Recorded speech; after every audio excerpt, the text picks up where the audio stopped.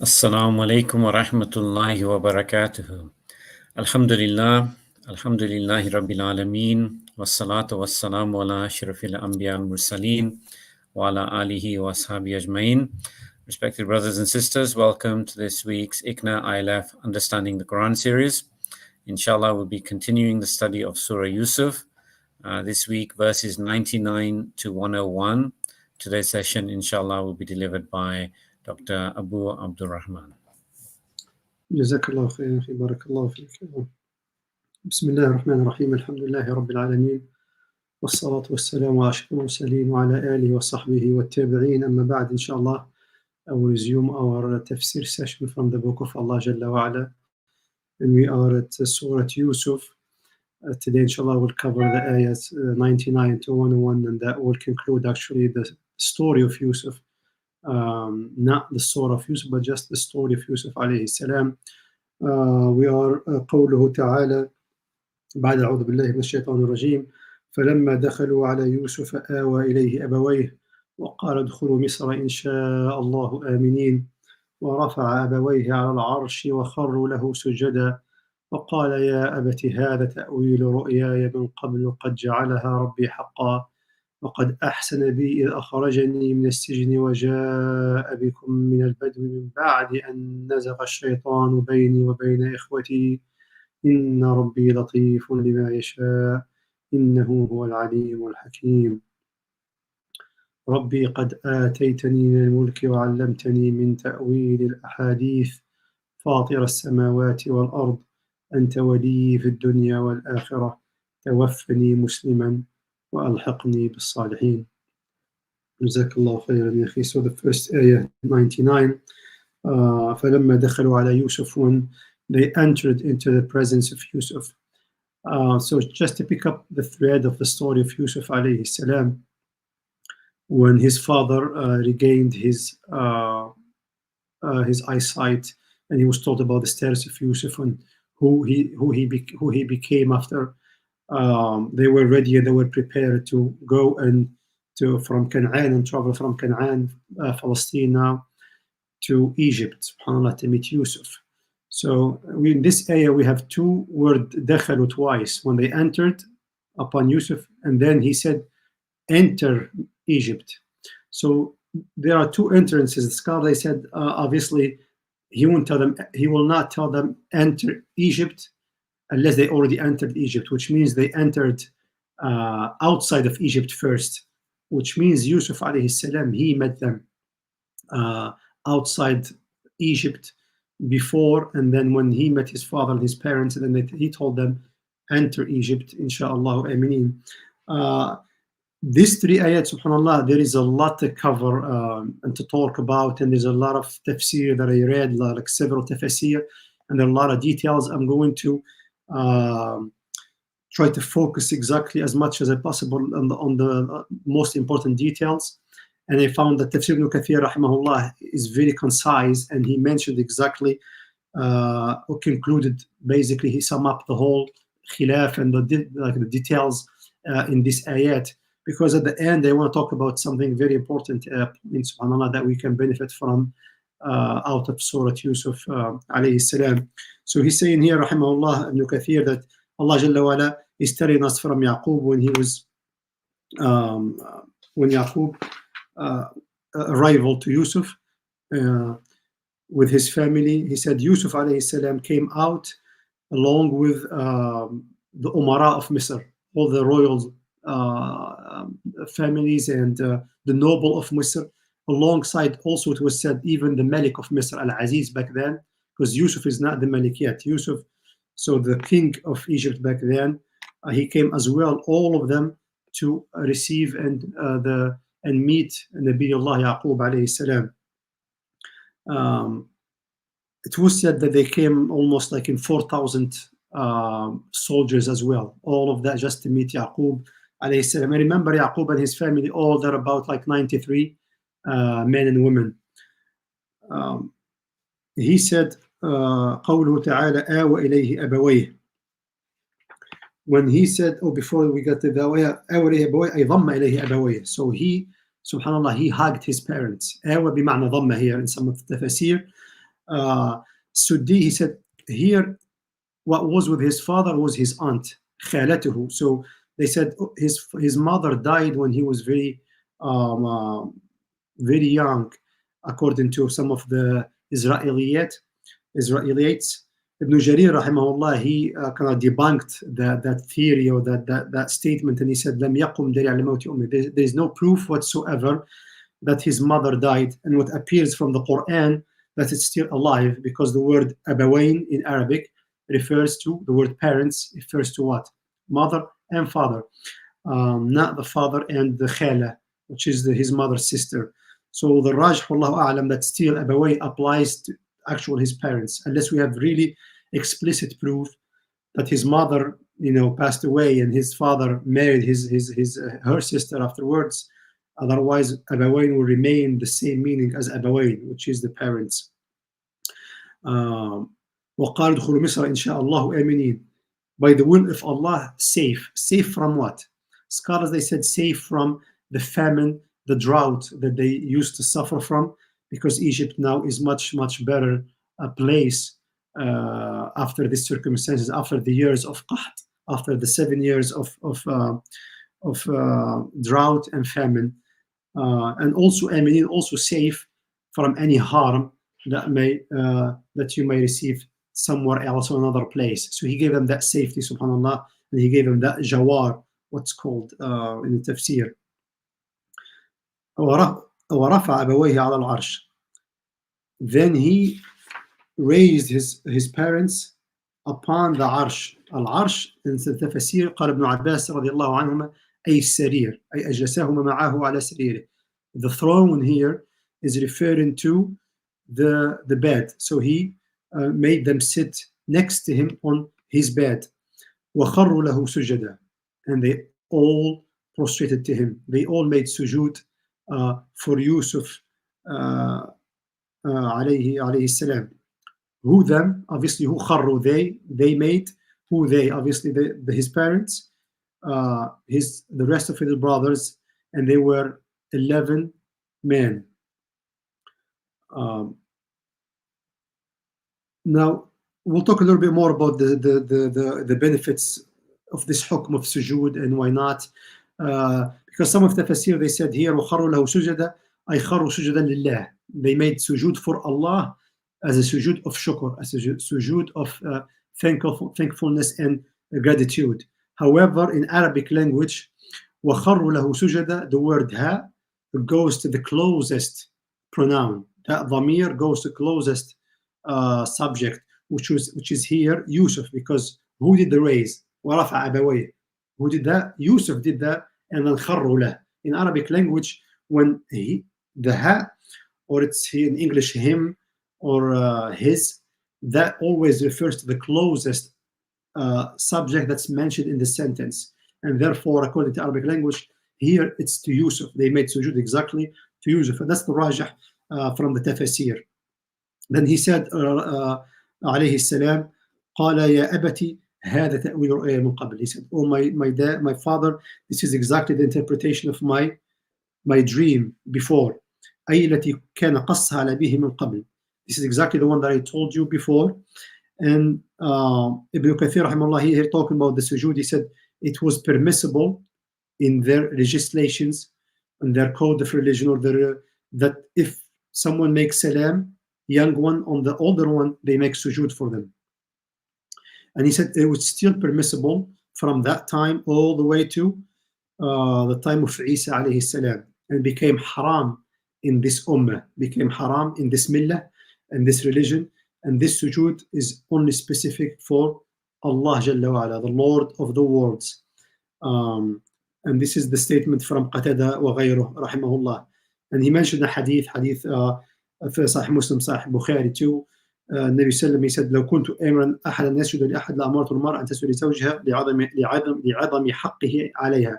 He said صلى الله عليه وسلم, a hadith, a famous hadith, when Mu'adh went to Sham, to Syria, and then he saw that people there, they make sujood for their saints and priests. When he came back, he made salam and he made sujood to the Prophet sallallahu alaihi wasallam, and Nabi sallallahu alaihi wasallam, he said we don't do that, and he gave that statement. If I were to order someone to make sujood for someone, I would have ordered the woman to make sujood for her husband, for his great right upon her. In another hadith, Salman, he met the Prophet ﷺ, and that was in the beginning of his Islam. He just embraced Islam, and he made sujood for the Prophet ﷺ. And then he said, "La tasjud li ya Salman."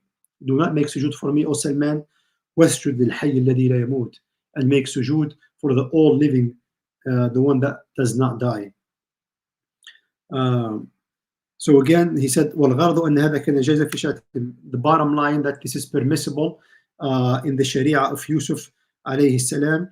And when they made that sujood, then Yusuf, he said that this is exactly, he said, يَا أَبَتِ هَاتِ رُؤْيَا مِنْ قَبْلُ قَدْ جَعَلَهَا رَبِّي حَقًّا. He said, "Oh my father, this is exactly the interpretation of my dream.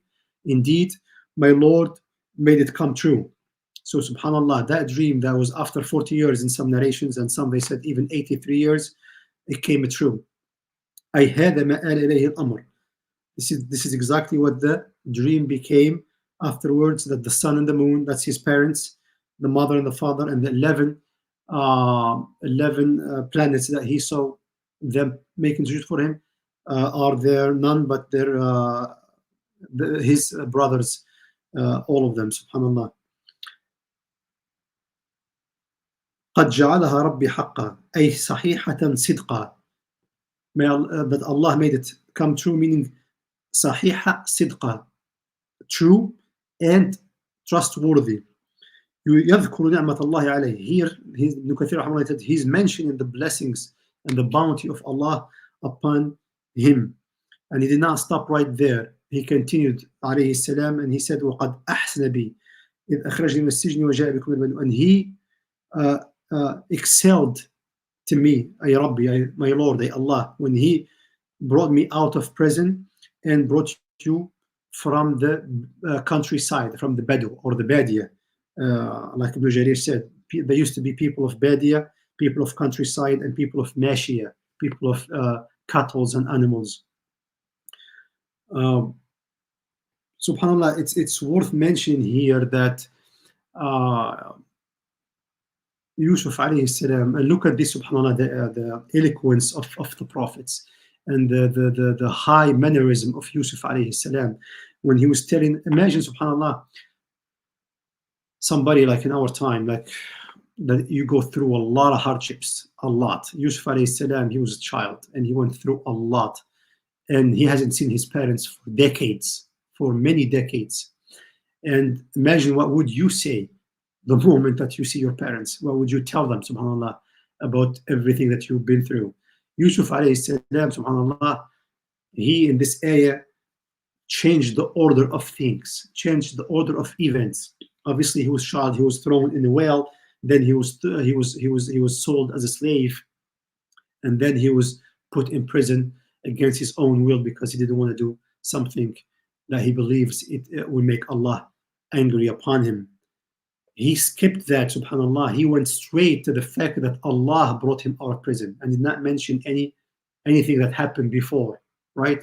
So he said, when Allah, the first thing he told his parents and his father, subhanallah, that Allah showed ihsan, excellence to me when he brought me out of prison.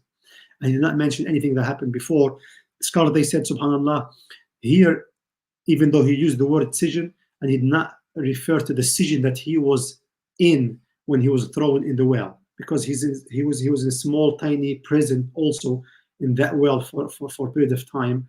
But he did not mention that to his parents. Why? Because he already forgave his brothers when he said, "La tathriba alaykum al-yawm." There is no reproach, there is no blame upon you.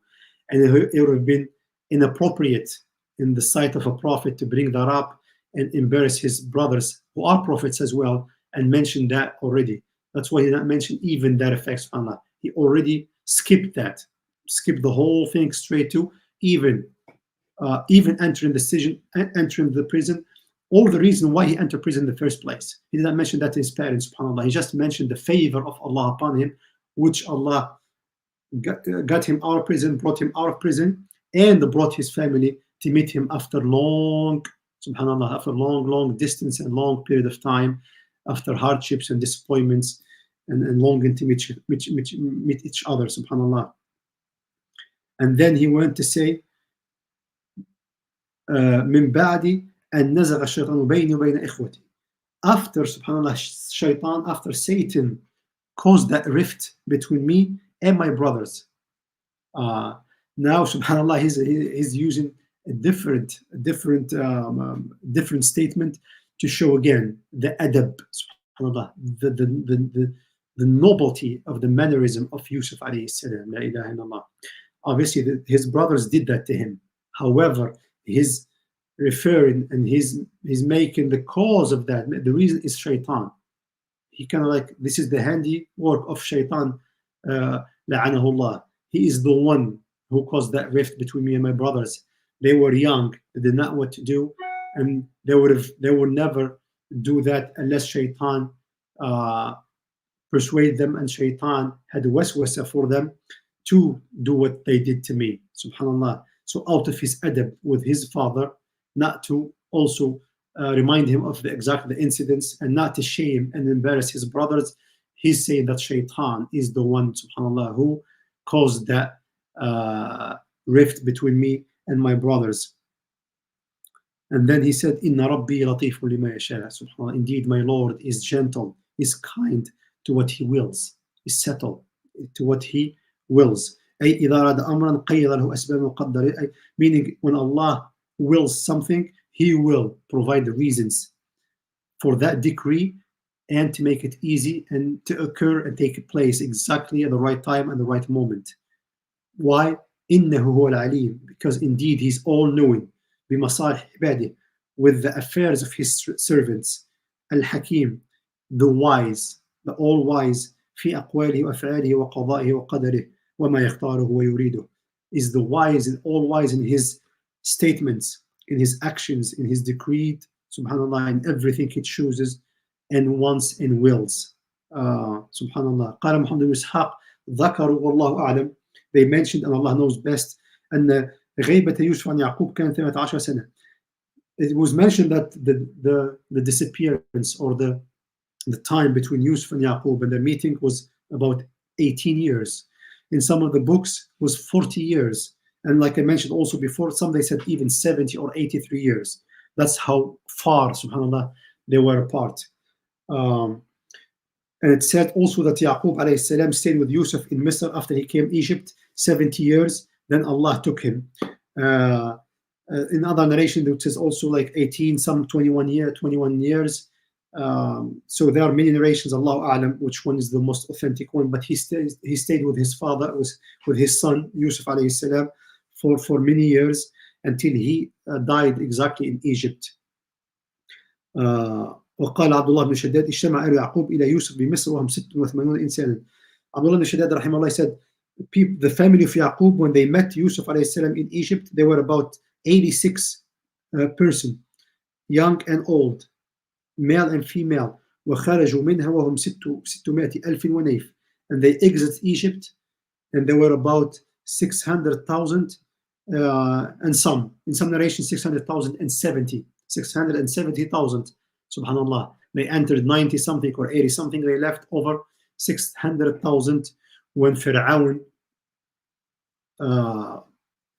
expelled them and went after them with Musa alayhi salam. That's how the number of Bani Israel with Musa back then. That's his referring to that incident. Then he said, alayhi salam, he continued, after he talked to his father, he made a dua. And he said, Rabbi qad ataytani min mulki wa 'allamtani min ta'wil al-ahadith. My Lord, you have given me out of a kingship, and you taught me the interpretation of the dreams. Fatir as-samawati wal ard, the creator of heavens and earth. Anta waliyyi fi dunya wal akhirah. You are my protector in this dunya and the hereafter. Tawaffani musliman wa alhiqni bis salihin. Take me, or take my soul as a Muslim, cause me to die as a Muslim, and write me among the righteous ones. Ibn Kathir rahimahullah said, هذا دعاء من يوسف الصديق. This is a supplication from the trustworthy Yusuf alayhi salam. He called upon his Lord Jalla wa ala لما تمت نعمة الله عليه, when the blessing of Allah is completed upon him. by gathering his parents and his brothers and his family with him, and what Allah has favored him with the prophethood and the kingship. سأل ربه عز وجل توفاه مسلما. Then he asked his Lord to take his soul as a Muslim when he takes it, and to write him among the righteous ones. Who are the righteous ones? There are his brothers, not just his brothers from Yaqub, but his brothers in prophethood, all the prophets and the messengers, salawatullahi wasalamuhum alayhim ajma'in. And this dua, Ibn Kathir, he said, has couple probabilities. There are some ihtimalat. He said يحتمل أن يوسف قال عند احتضاره. There's probability that Yusuf said this dua when he was about to die. Like we have the hadith الصحيحين, حديث عائشة رضي الله عنها, أن الرسول صلى الله عليه وسلم جعل يرفع إصبعه عند الموت ويقول اللهم في الرفيق الأعلى. When he was about to die صلى الله عليه وسلم بأبيه وأمي عليه الصلاة والسلام, he used to raise his إصبع at his death, and he used to say Allahumma fi rafiq al-a'la, look up, and he used to say sallallahu alaihi wasallam, oh Allah, to the highest companion, to the 3 times.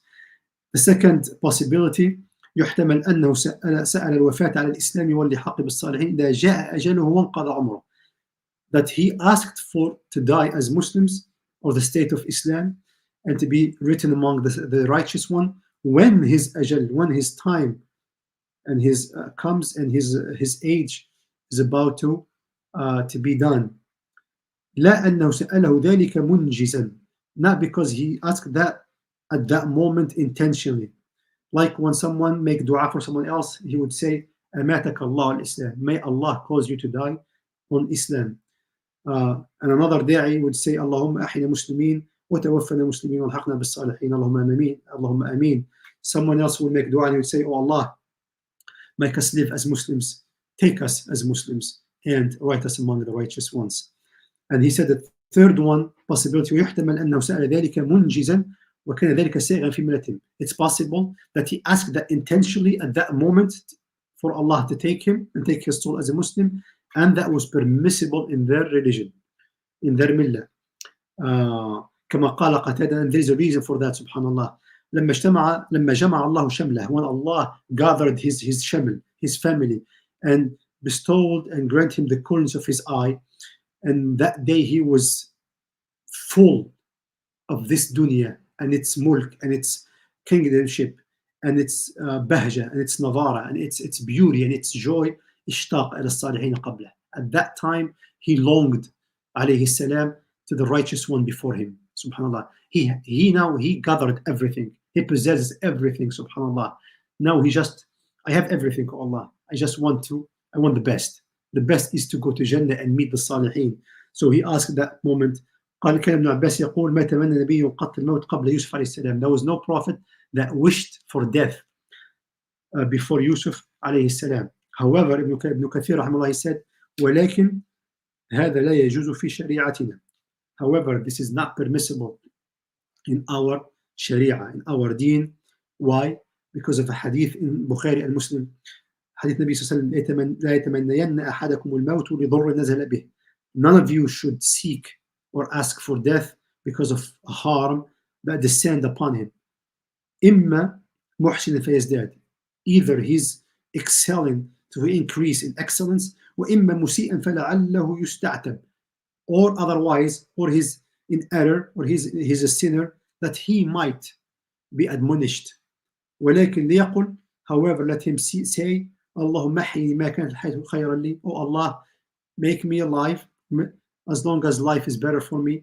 وتوفني إذا كانت الوفاة خيرا لي. And take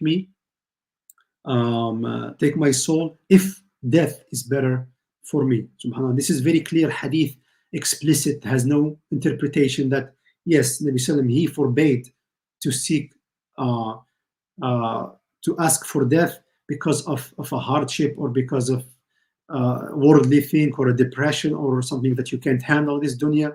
You say the dua if you get to that point, that Allahumma ahini ma kanat halu khayran li. Oh Allah, keep me alive as long as life is better for me, and cause me to die if death is better for me. He also mentioned another hadith here too, similar to that one, Hadith Abi Hurairah, that no one should ask for death because of a harm or hardship that was afflicted with, and do not make dua before that until his deed until he authenticated his deed, because he says, indeed, if someone dies, his deed will be cut off, and he will not increase, and the believer's deed will not increase except goodness, meaning while he's alive. Ibn Kathir said here, this if the dhur is a specific on a person. In other words, if it's personal and it's just something khas. However, if this dhur is a fitna, is a trial, is a tribulation in the deen, in the religion, therefore it's permissible to ask for death.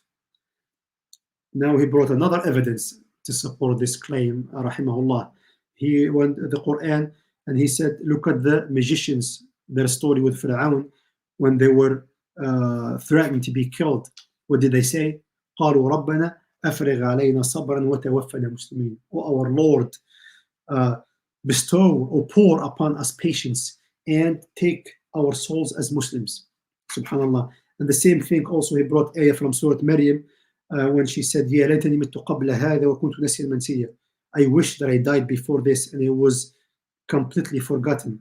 When she knew that people will accuse her of with the fahsh by fornication, because she did not have a husband and she carried a baby and she gave birth to a baby. Another hadith, Hadith Mu'adh, it's a dua. He says, وَإِذَا أَرَدْتَ بِقَوْمٍ فِتْنَةً فَاقْبِضْنِي إِلَيْكَ غَيْرَ مَفْتُونٍ. And if you will a fitna for a nation, therefore take my soul to you without being tested, without being fall into that fitna. We ask Allah to make us far away, to keep us away from fitan, subhanallah, because this is the we are living the time of fitan, billah, and there are fitan left and right, day and night, subhanallah. We see fitan all the time. We ask Allah to make us among those who stay firm on his deen and to keep us away from fitan. And he said that's why it's permissible to seek when there's a lot of fitan to ask for death. And he mentioned the dua from Ali radiallahu anhu at the end of his time, because he saw a lot and he asked Allah subhanahu wa ta'ala to take him away. He's also mentioned here hadith in the end of time, when the Dajjal, when the Dajjal comes out at the end of time. The hadith says, "Inna rajula yamurru bil qabr." Indeed, a man will pass by a grave, meaning in the time of the Dajjal. فَيَقُولُ يَا لَيْتَنِي مَكَانَكَ. He would say to that grave, I wish I was in your place. لِمَا يَرَى مِنَ الْفِتَنِ وَالزَّلَازِلِ وَالْأُمُورِ الْهَائِلَةِ هِيَ فِتْنَةٌ لِكُلِّ مَفْتُونٍ. That's because what he sees from the trials and tribulations and that will shake the heart of anyone. Subhanallah, to keep us away from fitan, like I said, and to make life, to keep us alive as long as life is better for us, and to take us as Muslims if death is better for us. Mentioned of points and guidance along the way, and some of the khilaf when it comes to the sujood or not, like Ibn Kathir rahimahullah mentioned. I would have still another maybe 10 or 15 minutes, inshallah. I will talk about something I want to mention. But before that, this is, subhanallah, the story, the end of the story of Yusuf. So we went through the whole thing from the beginning, subhanallah, to the end. There are many benefits, subhanallah, many benefits in Surah Yusuf. Someone can write not just a book, like books. So there's a benefit of Surah Yusuf. You take just an ayah, and you can talk about this ayah, subhanallah, for an hour. You can take an hour per ayah, and you can talk, subhanallah. There is Arabic benefits. There's benefits in balagha, in eloquency of the Arabic. There's benefits in ilm al-aqidah when it comes to the name of Allah and his attributes. There's benefits in hadith. There's benefits in everything, in the tafsir. There's even benefits in fiqh. Subhanallah. There's in the first halaqah that I did not mention that when Yusuf and his brothers, they had that encounter, and they told him, please, awfin al-kayl, give us full measurement. Imam Malik rahimahullah, he was talking about a transaction between a seller and a buyer, and if there is a fee that takes place in that transaction, then the seller is the one who is in charge of that fee. because of this ayah. I didn't want to get into the details of the fiqh and the khilaf and all of that, but just I want to mention that, subhanAllah, when you look at the Quran, you benefit a lot. There's a lot of benefits that you look at the beginning of the surah, the end, the middle, and you can come up with pearls and fawaid, subhanAllah, la hasra laha, limitless. There's just one point I want to mention, subhanAllah, what subhanAllah hit me here, the ayah number 100. When Yusuf alayhi salam, he said, Inna Rabbi latifun lima yasha. My Lord is kind, is gentle to what he wills. Indeed, he is all knowing, all wise. Yusuf is telling his father, subhanallah, about what happened right in those ayat, like in this ayah. And at the end of it, he said that Allah is kind to what he wills. Indeed, he is all knowing, all wise. I go back, subhanAllah, to the beginning of the surah. When Yusuf told his father about the dream that he saw, what his father told him, subhanAllah. When he told him, don't tell your brothers about this, but then when he said the ayah after, وَكَذَلِكَ يَجْتَبِيكَ رَبُّكَ وَيُعَلِّمُكَ مِنْ تَأْوِيلِ الْحَدِيثِ. Likewise, your Lord will choose you and teach you from the interpretation of dreams. وَيُتِمَّ نِعْمَتَهُ عَلَيْكَ. And he bestow and complete his favor upon you like he did upon your fathers Ibrahim wa Ishaq. كما تم على أبويك من قبل إبراهيم وإسحاق. Then what did he say to Yusuf alayhi salam? إِنَّ رَبَّكَ حَكِيمٌ عَلِيمٌ. Subhanallah. So Yusuf was a child when he had that thing. His father now is giving him, he's teaching him something. This is a teachable moment from a father to a son. And who's the father? Is a prophet, and the son is another prophet, subhanallah. So he's giving him aqidah. He's giving him a teaching moment. When he gave him all of that, at the end he says, indeed, Yusuf, remember this, indeed your Lord is all-knowing, all-wise. Indeed your Lord is all-knowing, all-wise. Fast forward now, all the way after they met. What Yusuf said to his father at the end of this ayah, subhanallah. What did he use? Which names did he use? The son, the student, remembered exactly what the teacher taught him. Then he said, Inna Rabbi latifun lima yasha, innahu huwa al-alim al-hakim. Indeed, he is the all-knowing, all-wise. He want to tell his father, I remember exactly what you taught me. Why he taught his son that one, subhanallah. Yusuf alayhi salam, he lived by these two names his entire journey. The moment that he was thrown in the well, he knows that because of the knowledge of Allah, because of there is a hikmah of Allah. He was brought up and he was sold as a slave according to the knowledge of Allah and by the hikmah of Allah, by the wisdom of Allah. He was traveled from country to country, and he still continued to believe exactly that everything that he will encounter, that everything that he will be tested for and everything he will be inflicted by is according to the knowledge of Allah and the wisdom of Allah Jalla wa Ala, because his father taught him that in the beginning. Are we teaching our children that, subhanAllah? Are we teaching them aqidah at this young age and putting that in their hearts, that Allah is all-knowing, all-wise? Why I'm mentioning this point, subhanAllah? I want to mention this because I want to link the story of Yusuf. Like I said, we can take days and weeks talking about the benefits of Yusuf, but I want to make this practical. I want to link what's happening in our world right now, specifically in Gaza and Palestine, to Surah Yusuf, subhanAllah. How can we benefit? How can we link? How can we look at what's happening based on what Allah subhanahu wa ta'ala is telling us? Remember, in the beginning of this ayah, Allah said, نحن نقص عليك أحسن القصص. We narrate upon you, ay Muhammad sallallahu alaihi wasallam, the best of stories. The last ayah, you're going to come inshallah and you listen to it next few weeks. The last ayah of this surah, لقد كان في قصصهم عبرة للألباب. Indeed, in their stories, there is a lesson for those who reflect, for those who ponder, for those who contemplate. Subhanallah. So there is a ibarah. What is this ibarah? One of the ibarah is Allah Alim Hakim. Allah is all-knowing, all-wise. People are asking why this happened in Gaza, particularly the children, the animality that we see in Gaza, la ilaha illallah, the suffering that the Muslims are going through in Palestine, and specifically in Gaza and Rafah, the kids that are being killed, their limbs, they're being scattered all over. La ilaha illallah. It's just, it can be describable by words. What's going on in Gaza, it can be described by words. And a lot of people, they took different paths. People of the Quran, people who know the Quran, and they read the Quran, they know exactly, and they contemplate. They increased in faith and in knowledge. Why?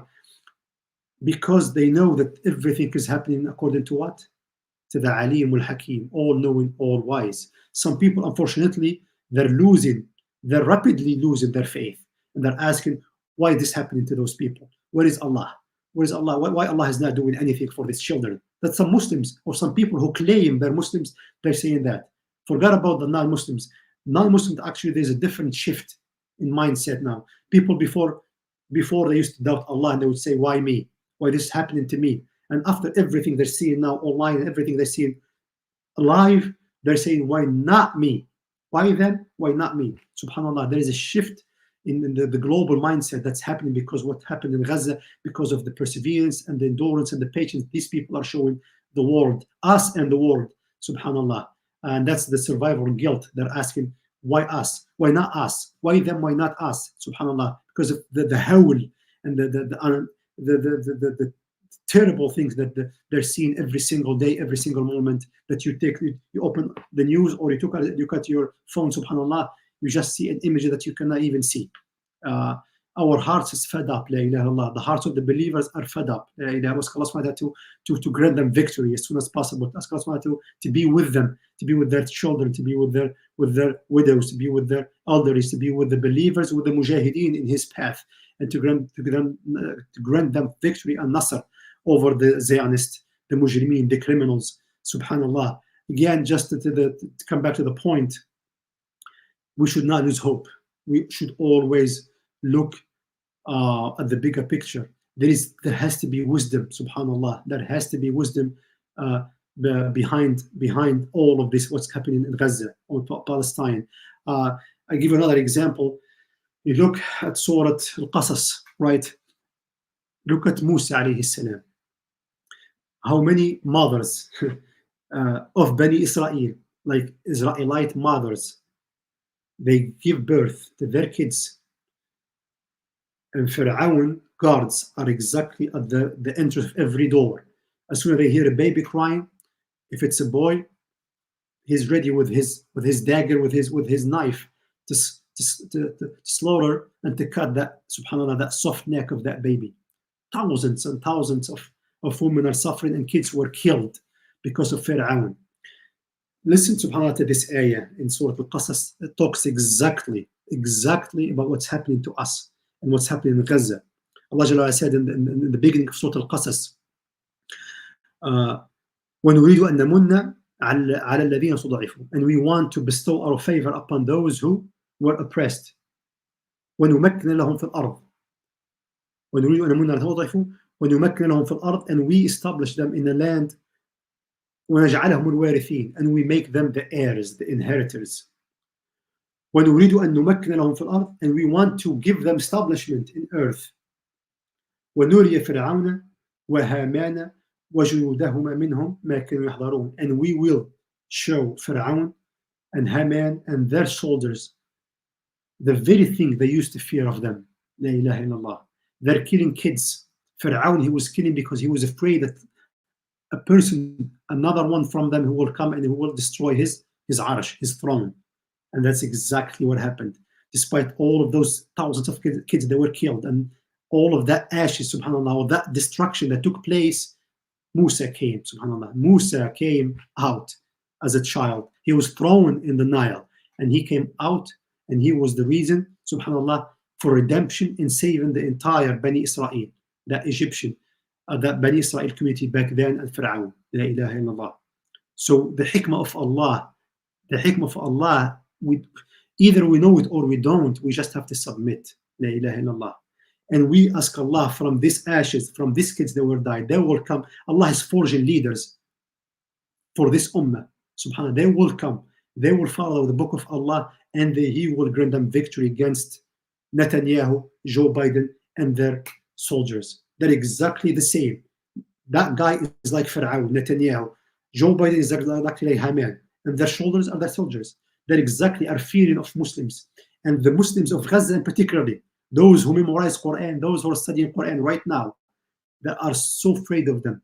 And yet Allah will forge leaders, subhanAllah, among these kids. And exactly what happened back then, thousands and thousands years ago, it will happen again. And this is exactly the sunnah of Allah, and this is exactly the wisdom of Allah in His khalq, no matter what. We just have to submit, we have to believe, and we have to just try to stay firm on this deen and have husn dhan billah jalla wa ala. Of course, we're not going to tell abandon your sisters and brothers. We have to make dua for them. We have to help them with money, with wealth, with everything. Even if you can go and jihad, make jihad, you do it. Obviously, it's impossible given the fact that the whole area is surrounded by traitors and hypocrites. But anything you can do to help, just do. We ask Allah to make us among those they listen to the hadith and follow the best of it. We ask Allah to make us among those who listen to the Quran and implement, and not to make us among those who listen to the Quran and neglect. We ask Allah to grant us sincerity and honesty in everything we do, in everything we say, and to make our lives, our death, our actions, our prayers, our rituals, our thoughts, everything we do for His sake alone, and to take our souls from this dunya as Muslims. Barakallahu fikum, jazakumullahu khairan, subhanakallahumma wa bihamdik, nashhadu an la ilaha illa anta, astaghfiruka wa atubu ilayk, wa akhiru da'wana alhamdulillahi rabbil alamin. Jazakallah khair. Really very beautiful explanation there of these verses. May Allah subhanahu wa ta'ala give us tawfiq to put these into practice in our lives. Inshallah, we'll move to a few questions. So in today's verses, what can we take away in terms of father-son relationship? What does the examples from today's verses teach us around how we should behave with our fathers and sons?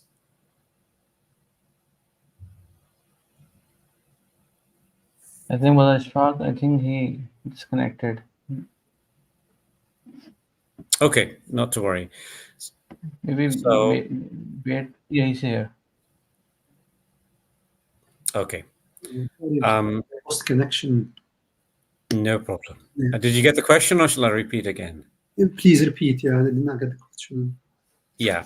So what do today's verses teach us about the relationship between father and son, etiquettes, best practices? What should we really go away and implement from these verses? This is a very broad question, so I would take a lot to answer. Just a couple of, doesn't have to be comprehensive, just maybe a couple of tips. Yeah, from this ayat, so so there is adab. Nabi Sallam in the hadith, he said, إِنَّمَا بُعِثْتُ لِأُتَمِّمَ مَكَارِمَ الْأَخْلَاقِ. Indeed, I was sent, but not to complete or to perfect the noble of the characters. And the best people, they have the best characters, are the prophets. And in this surah, we have encounters between a father who's a prophet and a son who's a prophet as well. And look at the words they use, and look at the how they talk to each other. And Yaqub to his kids, obviously, will benefit a lot from the fact that Yaqub always mentions the name of Allah in any statement he says. When he talks, there's always one of the names. He's trying to teach his kids the names of Allah subhanahu wa ta'ala. And that's something I really emphasize on a lot. I did not talk about what's the difference, what means alim, hakim, what's hikmah, what's ilm, what does it mean when they come together. I skipped that, but again, we should always, because what happened is, in order for us to know Allah, we have to know His names and attributes. The best thing we can teach our kids is the names of Allah and His attributes, especially at very young age. Like I said, subhanAllah, look at how Yaqub in the beginning, when he told him, indeed your Lord, O Yusuf, your Lord is all-knowing, all-wise. Then Yusuf, subhanAllah, he repeated the same thing to his father 80 years later. And he said, Innahu al-alim, indeed, my Lord, He is all-knowing, all-wise. Because Yusuf, he was taught well, and he lived exactly by that. So teaching our kids aqidah and trying to have them learn about the attributes of Allah, it's the best thing that we can do to have that encounter with them. Obviously, ourselves as well. We have to know first the names of Allah, so we get to know Allah Jalla wa Ala. Because the more you know Allah Jalla wa Ala, the more adab, the more mannerism you will have with Him, and the more adab you have with His khalq as well. And obviously, among His khalq is your kids, your spouse, your parents, and so on and so forth. Jazakallah khair. Just following on from what you mentioned about the names of Allah and making sure that we teach this to our children. So the names Alimul Hakim, as we try to use these names in our du'as, can you give us some tips as to how we can incorporate these names in our du'as, whether it be during times of struggle or otherwise, just some tips to how to incorporate them? Jazakallah khair. So the best way, the scholars, they said, is exactly to use the name for and its action. So before that, the names of Allah Jalla wa Ala, by one perspective, one standard, they divide in two types. There is something called ism muta'addi, ism lazim. Ism lazim is a name that has an attributes, but there's no action that comes out of the attributes. And ism muta'addi ما يتعدى. It's a name, has an attribute, and has an action that comes out of the attribute. For example, ism lazim, like al-hayy, all living. Al-hayy ism lazim. The name is al-hayy. The attribute, what is it? Is hayat, life, right? Now, in the other hand, one of the names we say al-muhyi, the one who gives life. Now you have al-muhyi as a name. Al-hayat is attribute. Given life is an attribute. And then, which is the action to in English, because in Arabic, obviously, we say al-hayat, which is life, and given life is the action. So when you say al-ghafur, all forgiven, the attribute is al-maghfirah, forgiveness, and the action is what? That Allah forgives his servant's sins. Obviously, when the best thing to say, scholar, they said, use exactly the name, Ya Ghafur, ighfir li. So someone doesn't say, Ya Aziz, ighfir li, O Almighty, forgive me. It's not, you can call upon Allah with any names, but you have to, they said, use the name exactly for what it is, for that particular sif, right? When you say Ya Aziz, a'izzani, grant me izzah, right? When you say Ya Ghafur, ighfir li, Ya Rahim, irhamni, oh merciful, show me mercy, right?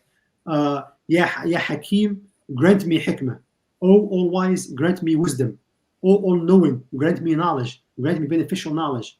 Make me among those who use the knowledge for the sake of yours. So try to use the name Ya Afu, Allahumma innaka afuun, tuhibbul afwa, fa'fu anni. Nabi sallallahu did not say, Allahumma innaka afuun, tuhibbul afwa, faghfir li.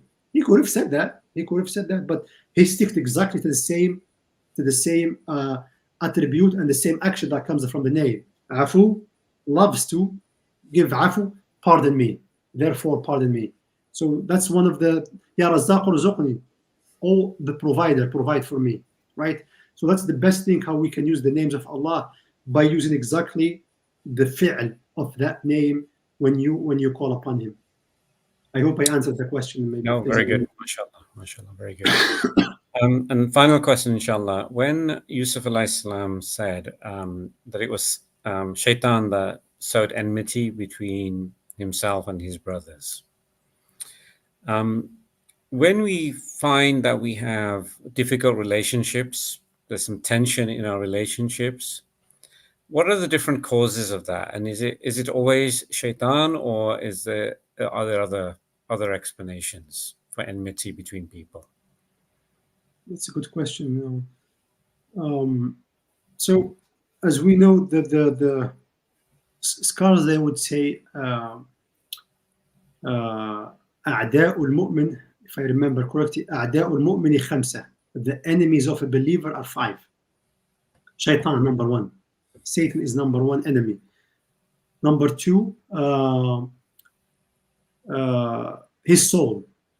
That's number 2, his enemy, his nafs, especially the nafs al-ammara bisu, the one that orders evil. That's his. Number 3, his qareen is another type of shaitan that stays, that comes very close to every single human being, has a qareen, except the Prophet ﷺ. That is different hadith. Maybe we can talk about that another time. But also there's a khilaf if he has one or not, ﷺ, or his qareen actually embraced Islam. That's the only exception, that one shaitan embraced Islam, and that's one saying. Some they said no, he did not embrace Islam, just Nabi Sallam is safe from him. But anyhow, that's the third one. It's another type of shaitan that's with you all the time, not the big shaitan, the Satan. And number 4, al-kafir, the disbeliever. That's also one of the believer's enemy. Number 5, the hypocrite. That's a very dangerous one. Number 6, which is, I would take back the shaitan, make them as one, because they said 5 enemies, right? So we said shaitan, his soul, the disbeliever, the hypocrite, and number 5, mu'min hasud, the believer with hasad, believer with undesirable jealousy. Because the word hasad, by the way, does not have, I don't know if there is a word in English for hasad. They say jealousy, but jealousy is ghira in Arabic. And that's exactly what jealousy is. But hasad is when you wish that the blessing of Allah subhanahu wa ta'ala to be wiped from that person and to be with you or somebody else, not that person. That's hasad. That's not jealous. It's over. That's hasad. That's like an undesirable jealousy. But these are the 5 enemies. Throughout life, throughout journey, we're encountering these. And sometimes the reason of what you receive from hardship or relationship could be one of these. Could be either your shaitan, it could be your nafs, your soul. It could be a hypocrite. He wants to destroy or wants to destroy relationship. Could be another believer, but he has hasud. He has hasad. He is the one the good for you. And it could be also a disbeliever. But that's usually we know that those 4 ones are difficult to deal with, especially the hypocrite, the one who says a Muslim but he's not, or someone who lies when he tells truth, or someone who has no ahd, one who has no trust whatsoever. That's a dangerous one. But most of the time comes from shaitan and the nafs, especially the close ones, especially like relationship between you and your spouse, between you and your brother, your kids, your parents, either from shaitan or from your own soul. But a Muslim should always accuse his own self. Like Imrat al-Aziz, when she repented to Allah in Surah Yusuf, what did she say? وَمَا أُبَرِّئُ نَفْسِي, I shall not declare innocent. I do not declare my soul as innocent. إِنَّ النَّفْسَ لَأَمَّارَةٌ بِالسُّوءِ إِلَّا مَا رَحِمَ رَبِّي. Indeed, soul is often ordering evil, except those that Allah bestowed mercy upon them. Now, is part of the question how we deal with this, or? No, it's when Yusuf alayhi salam said that it was shaitan that brought enmity between him and his brothers. The question was, is when there's enmity between individuals, is it always due to shaitan or is it due to other factors? And I think you were saying that there's potentially 5 factors here that could be at play. There could be a play, exactly. It could be a combination of factors too, like I mentioned. Shaitan always in play. Shaitan will not rest until he destroys relationships. Obviously, shaitan, he has mu'een. So the nafs, if it's not exactly according to the book of Allah and the sunnah of the Prophet, he will be an assistant for shaitan. Make his job easy, right? Shaitan will just whisper, and your soul is so weak, and you fall into it, and you do the harm. You destroy that relationship, and you go after it. Obviously, shaitan, and if you go back, what happened between Yusuf and his brother, when he said kill him, that was shaitan who he told his brother kill him. He was in the shape of another man, old man, and he said to his brothers, I suggest that you kill him. And then the whole thing is empty between you and your father. However, subhanallah, one of them said, no, it's too much, it's too big to kill our brother. Let's just throw him in the well. Subhanallah. So even though shaitan went to the extreme, but their nafs is still, even though they're prophets, but yet they throw their brother, and they know exactly what they did was wrong, right? Because themselves, they said, Inna kunna khati'in. They confessed. They said, we are in error. They did not say shaitan caused us to cause that, right? Themselves, they exactly put that sin on themselves. And that's exactly the case for many times. It's nafs and shaitan combined what cause us to have that rift and that animosity among each other and relationships. one hadith, I will conclude with that one. Shaitan, subhanallah, يضع عرشه على الماء. In hadith in Bukhari, the Nabi said that Iblis, the Satan, he spread his throne on water. He sends his saraya, he sends his soldiers at the beginning of the day, and they come back at the end of the day. And he would ask them, what did you do? And Shaitan would say, I was still with him, I was still after him until he committed zina, until he fornicated. I was still with him until he stole. And he would say, that's nothing. That's nothing. Until he come across Shaitan, he would tell him, I was still with them until I separated between both them, husband and wife. Then he would say, ant. You, I mean, you are the one, you are the one. Like they say, you are the man, right? It's like a prayer. So they would say, you, like you're the one. That's why, subhanAllah, one of their things is to destroy relationships, specifically men and women, because divorce, destroying the whole family, it's exactly what they go after too. So we should not give them chance. Before we say anything, we should think of.